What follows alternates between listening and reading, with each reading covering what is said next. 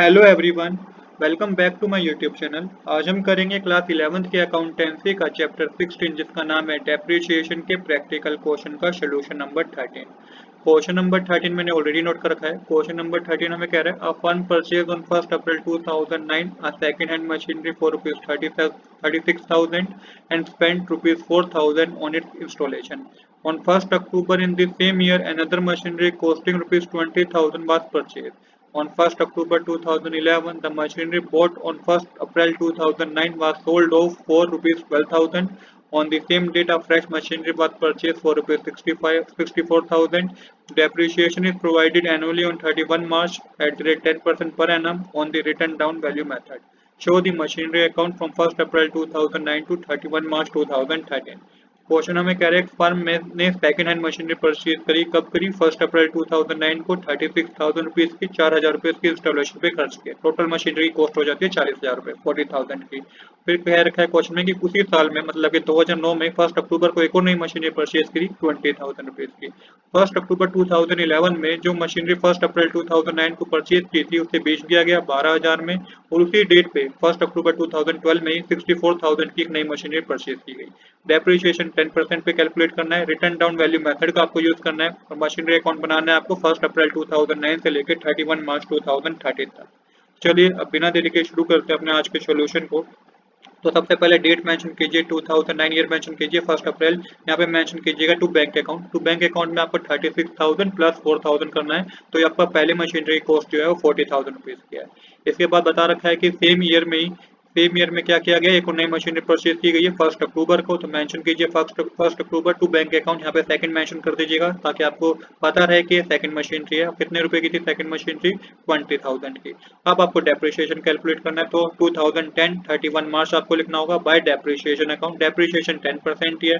40,000 का 10% 4,000 होगा first machinery पे, और 20,000 का 10% 2,000 होगा। पर यहाँ पे मंथ भी कैलकुलेट होंगे। 1 अक्टूबर से लेके 31 मार्च तक 6 मंथ होते हैं, तो यहाँ पे आपको 6 मंथ के हिसाब से कैलकुलेट करना है। तो ये 1,000 ही आएगा।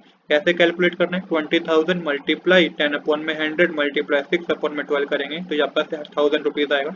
तो सेकंड मशीनरी पे जो डेप्रिसिएशन लगा है वो 1,000 रुपीज है। प्लस करके अमाउंट के कॉलम में लिखेंगे तो 5,000 आएगा। अब यहाँ पे आपको यहाँ पे क्या करना है, बाय बैलेंस कैरी डाउन करना है। तो यहाँ पे बाय बैलेंस कैरी डाउन कीजिएगा। 4,000 को 40,000 में से माइनस करेंगे तो 36,000 आएगा, और 1,000 रुपीज को 20,000 में से माइनस करेंगे तो 19,000 आएगा। प्लस करके लिख दीजिए अमाउंट के कॉलम में 55,000। यहाँ पे हमारी डेबिट साइड और क्रेडिट साइड दोनों इक्वल हो गया है। 60,000 डेबिट साइड, 60,000 की क्रेडिट साइड आएगा। कहने का मतलब यह है कि फर्स्ट ईयर जब एंड हुआ तो पहली मशीनरी कॉस्ट है 36,000 और सेकंड मशीनरी कॉस्ट है 19,000 डेप्रिसिएशन लगाने के बाद। अब जो बैलेंस कैरी डाउन हुआ है ये 2010 फर्स्ट अप्रैल में क्या हो जाएगा, ब्रो डाउन हो जाएगा। तो बैलेंस ब्रो डाउन लिख के फर्स्ट मशीनरी 36,000 की है, सेकंड मशीनरी 19,000 की है, और टोटल में आप लिख देंगे 55,000। अब इस साल देखिए 2010 में तो कुछ हुआ ही ना ही हमने कोई परचेज करा है ना ही कोई मशीनरी सेल करी है। तो सिंपल आपको फिर डेप्रिसिएशन कैलकुलेट करना है। 2011 लिखिए 31 मार्च बाय डेप्रिसिएशन अकाउंट। देखिए मैं यहाँ पे जो मेथड यूज करना है वो return down value method use करना है।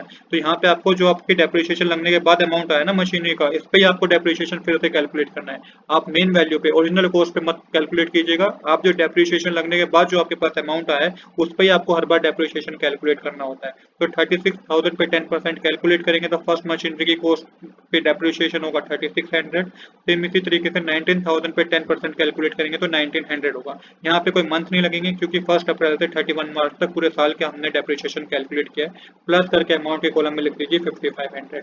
अब इसके बाद फिर आपको बाय बैलेंस कैरी डाउन करना है। तो यहाँ पे 3600 को 36,000 में से माइनस करेंगे तो ये आपका आएगा 32,400। सेम इसी तरीके से 1900 को 19,000 में से माइनस करेंगे, ये आपका आएगा 17,100। प्लस करके अमाउंट के कॉलम में लिख दीजिए 49,500।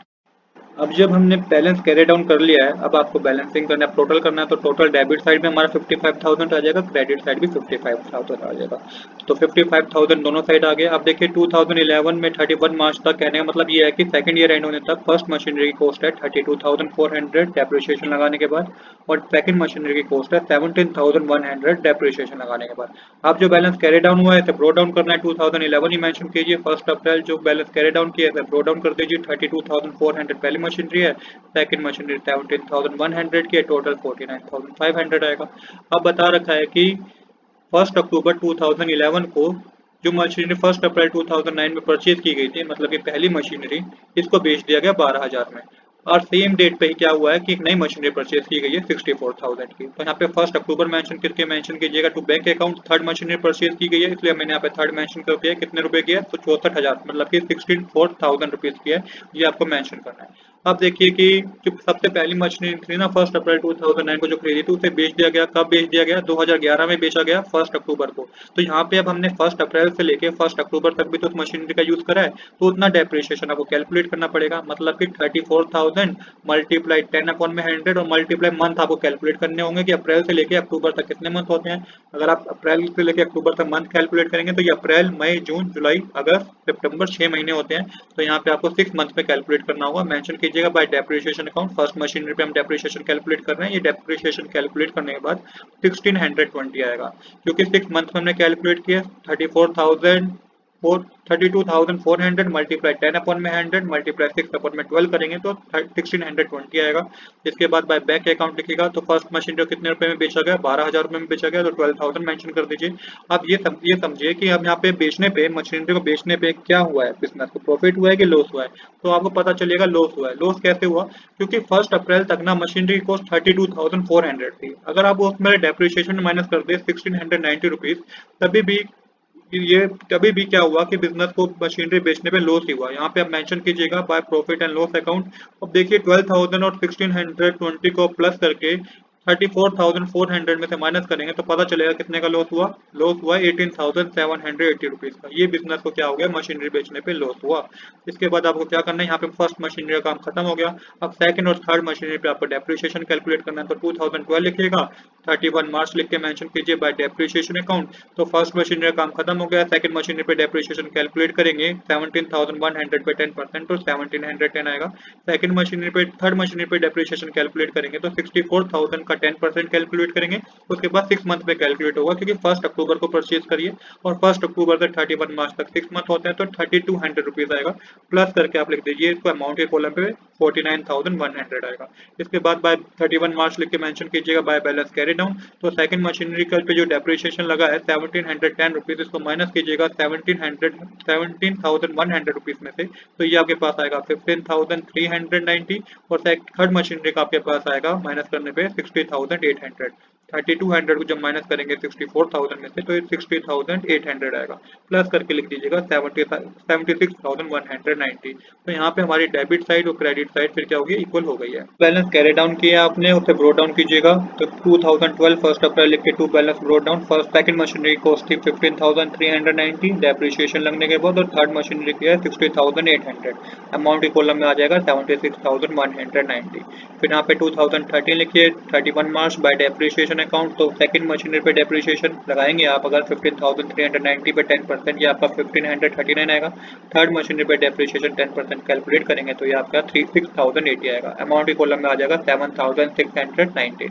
इसके बाद बाय बैलेंस कैरी डाउन कीजिए। बाय बैलेंस कैरी डाउन करके सेकंड मशीनरी का जो कॉस्ट है 1539 को माइनस कर दीजिए 15,390 में से, ये आपका 13,891 आएगा।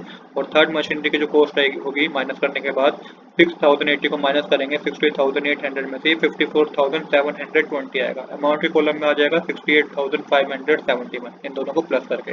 यहाँ पे हमारी डेबिट साइड और क्रेडिट साइड दोनों क्या हो गई है? इक्वल हो गई है।